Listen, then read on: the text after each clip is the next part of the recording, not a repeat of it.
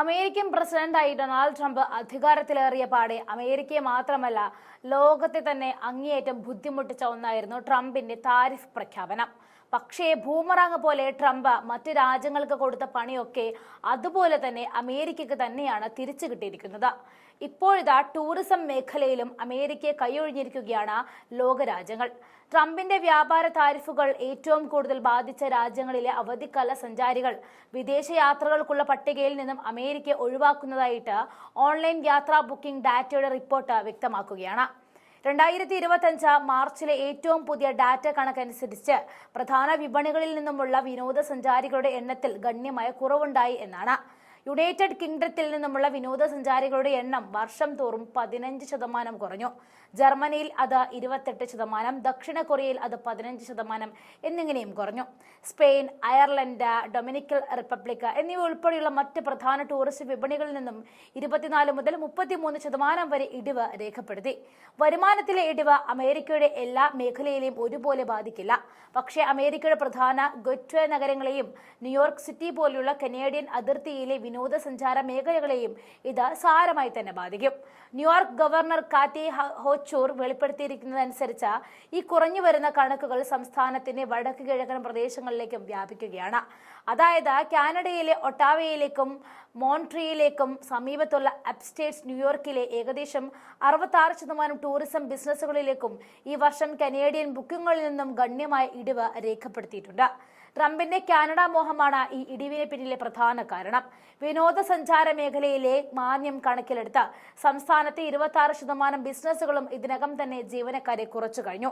സ്ഥിതി കൂടുതൽ വഷളാകുമെങ്കിൽ American tourism കോവിഡിന് മുൻപുള്ള നിലയിലേക്ക് പൂർണ്ണമായും വീണ്ടെടുക്കാൻ കുറഞ്ഞത് 2030 വരെ എടുക്കുമെന്നാണ് world travel and tourism council നിലവിൽ കണക്കാക്കുന്നത്. അതേസമയം മറ്റ് രാജ്യങ്ങൾ ഡിജിറ്റൽ വിസ പോലെയുള്ള പുതിയ ആനുകൂല്യങ്ങൾ വാഗ്ദാനം ചെയ്ത് ആളുകൾക്ക് സന്ദർശനം എളുപ്പമാക്കാൻ സജീവമായി ശ്രമിക്കുന്നുണ്ടെന്നും world and travel tourism council പ്രസിഡന്റായ സിംപ്സൺ കൂട്ടിച്ചേർത്തു. ഇന്ത്യയും മിഡിൽ ഈസ്റ്റും ചൈനയും യൂറോപ്പും എല്ലാം അഭിവൃദ്ധി പ്രാപിക്കുന്നുണ്ടെങ്കിലും പിന്നോക്കപ്പെടുകയും പരാജയപ്പെടുകയും ചെയ്യുന്നത് അമേരിക്കക്കാർ മാത്രമാണെന്നാണ് സിംപ്സൺ പറയുന്നത്. അമേരിക്കൻ സാമ്പത്തിക സ്ഥിതിയെ വളരെയധികം പിന്തുണയ്ക്കുന്ന ഒരു മേഖലയാണ് ടൂറിസം എന്നത്. അമേരിക്കയിൽ സന്ദർശനം നടത്തുന്ന ആളുകൾ ഓരോ സന്ദർശനത്തിനും ശരാശരി $4000 ആണ് ചെലവാക്കുന്നത്. അതുമാത്രമല്ല ടൂറിസത്തിന് കീഴിലുള്ള തൊഴിൽ വിപണിയെയും ഇത് കാര്യമായി തന്നെ ബാധിക്കും. വേൾഡ് ട്രാവൽ ആൻഡ് ടൂറിസം കൗൺസിലിന്റെ കണക്കനുസരിച്ച് അമേരിക്കൻ ജോലികളിൽ ഏകദേശം 10% യാത്രാ വ്യവസായവുമായി ബന്ധപ്പെട്ടിരിക്കുന്നവയാണ്. അതുകൊണ്ട് തന്നെ അന്താരാഷ്ട്ര യാത്രയിൽ തുടർച്ചയായ ഇടിവ് 2,30,000-ത്തിലധികം തൊഴിലവസരങ്ങൾ നഷ്ടപ്പെടാൻ ഇടയാക്കുമെന്നാണ് സാമ്പത്തിക ഗവേഷണ സ്ഥാപനമായ ഇംപാലന്റെ സമീപകാല വിശകലനം പറയുന്നത്. ഇതനുസരിച്ച് ഡൈനിങ്, ലോഡ്ജിംഗ് വ്യവസായങ്ങൾ മുതൽ അന്താരാഷ്ട്ര സന്ദർശകർ സാധാരണയായി ഗതാഗതം, വിനോദം എന്നീ മേഖലകളെ സ്വാധീനിക്കുന്നുണ്ട്.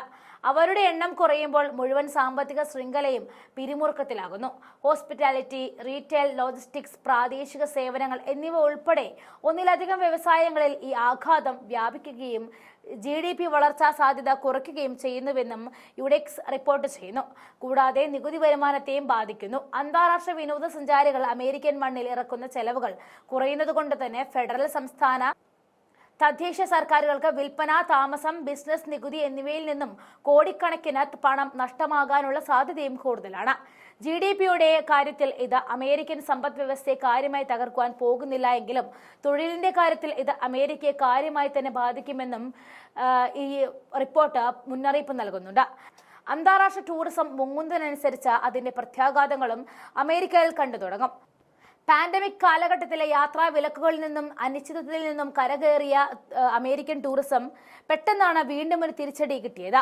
നിലവിലെ സ്ഥിതി തന്നെ ഇനിയും തുടരുകയാണെങ്കിൽ അമേരിക്കൻ ടൂറിസം സ്തംഭിക്കുന്ന നിലയിലേക്ക് കാര്യങ്ങൾ പോകാൻ വൈകില്ല. അത് അമേരിക്കൻ സമ്പദ് വ്യവസ്ഥയെയും തകിടം മറിച്ചേക്കാം.